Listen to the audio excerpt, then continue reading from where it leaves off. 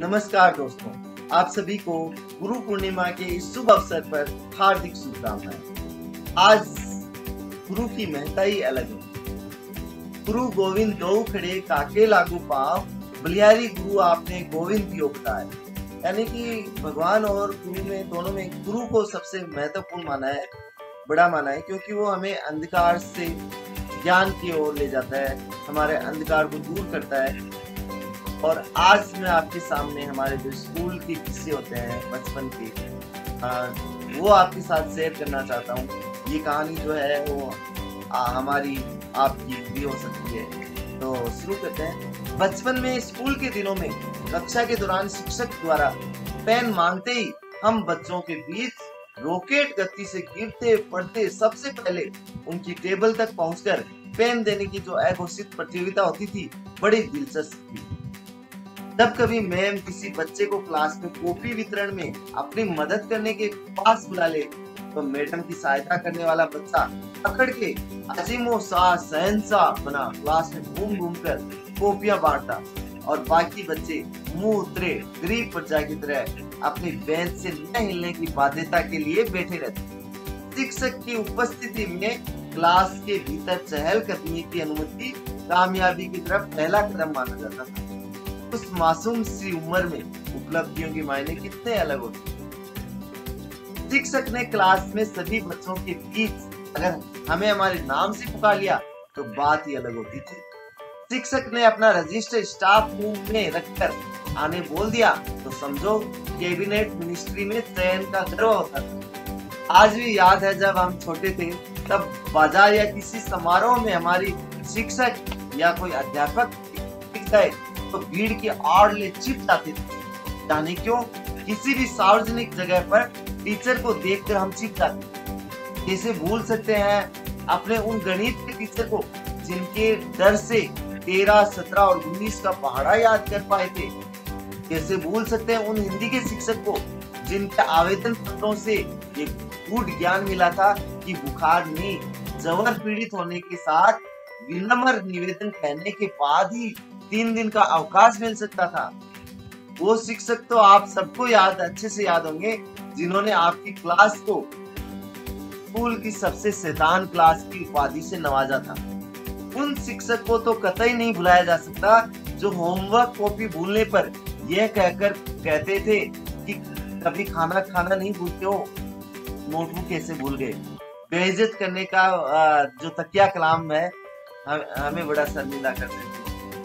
शिक्षक के महज इतना कहते ही कि एक कोड़ा की तेज चाहिए, पूरी कक्षा में सभी बच्चे फड़फड़ाते, इतने में 50 पेज फट जाते थे। शिक्षक के टेबल के पास खड़े होकर कॉपी चेक कराने के बदले यदि 100 दफा सूली पर लटकना पड़े तो वो ज्यादा आसान लगता था। क्लास में शिक्षक के प्रश्न पूछने पर उत्तर याद न आने पर कुछ लड़के लड़कियों के हाव भाव ऐसे होते थे कि उत्तर तो जुबान पर रखा है, बस जरा सा छोर हाथ नहीं आ रहा है।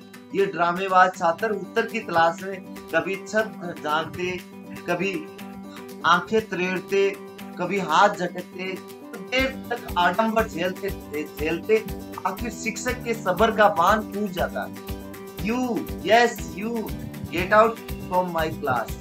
सुबह की प्रार्थना में जब हम देर से पहुंचते तो हमारे शिक्षकों को रत्ती भर भी अंदाजा नहीं होता था कि हम सात्विक छात्रों का ध्यान प्रार्थना में कम और आज के सौभाग्य से कौन कौन सी शिक्षक अनुपस्थित है के मुआयने में ज्यादा रहता था।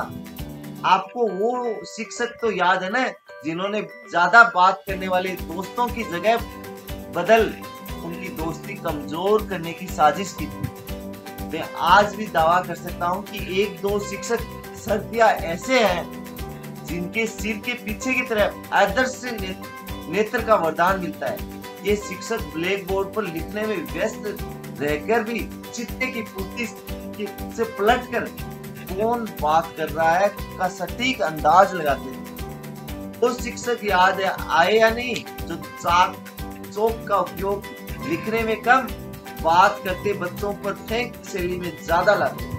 हर क्लास में एक ना एक बच्चा होता ही था जिसे अपनी बुद्धिमत्ता का प्रदर्शन करने में विशेष महारत हासिल होती थी और ये प्रश्न पत्र थामे एक अदा से खड़ी होती थी। Ma'am I have doubt in question number 11। हमें डेफिनेशन के साथ उदाहरण भी देना है क्या?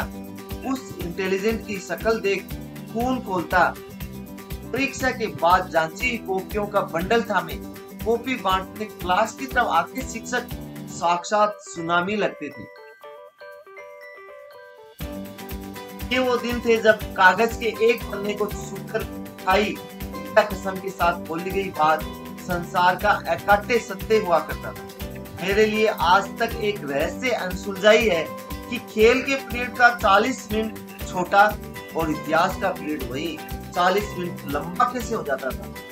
सामने की सीट पर बैठने के नुकसान भी थे तो कुछ फायदे भी थे। चौक खत्म हुई तो मैम के इतना कहते ही कि कोई जाओ बाजू वाली क्लास से चौक ले आना।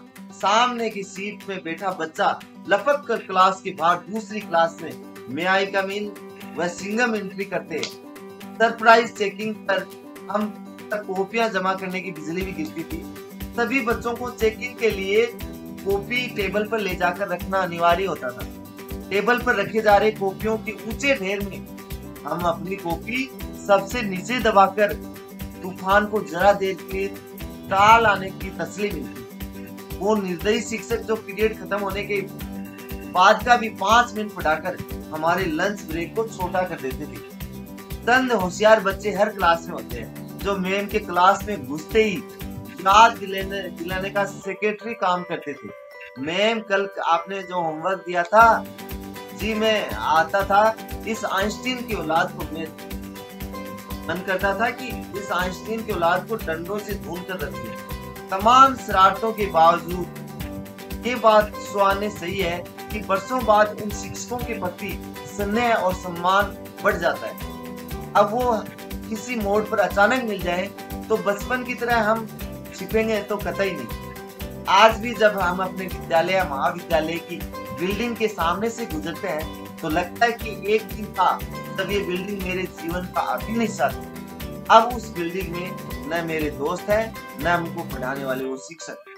बच्चों को लेट एंट्री से रोकने गेट बंद करते स्टाफ भी नहीं दिखते। इन्हें देखते ही हम दूर से चिल्लाते थे गेट बंद मत करना भैया प्लीज। वो बुढ़े बाबा भी नहीं जो मैम से हस्ताक्षर लेने जब लाल रजिस्टर के साथ हमारी क्लास में घुसते तो बच्चों में खुशी की लहर छा जाती कि सर्कुलर आया होगा कल छुट्टी है। अब विद्यालय के सामने से निकलने से एक पीस सी उठती है जैसे मेरी कोई अब बहुत अजीब चीज छिन गई हो। आज भी जब उस इमारत के सामने से निकलता हूँ तो बहुत पुरानी यादों में खो जाता हूँ।